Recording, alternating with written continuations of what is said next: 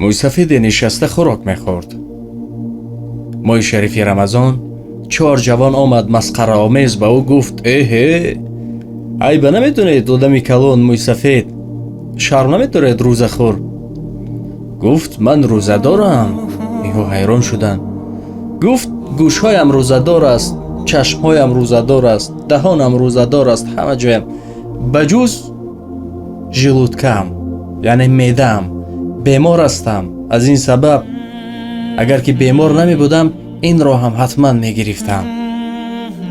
در داخل این جوان ها یک جوان عاقل بود. گفت بابا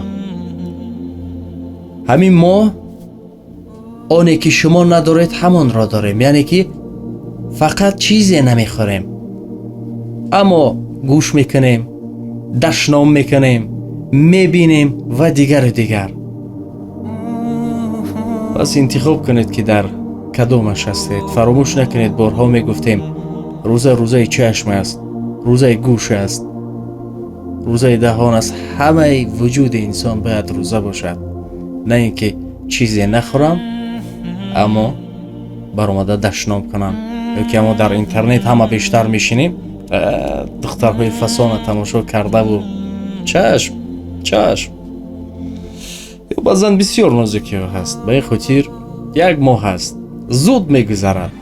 کوشش کنید که مکمل باشید. با یک دست جنگیده نمی شود، یعنی با یک لیلک رو در نظر دارم.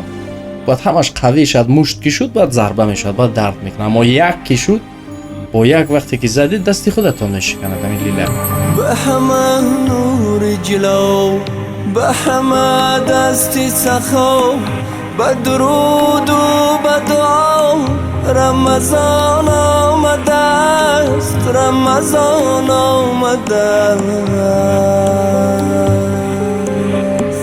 همه یک جا گوید اهل امت صلوات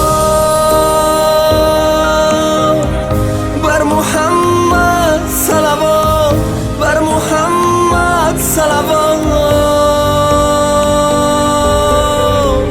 همه یک جا گویم اهل امت صلوات.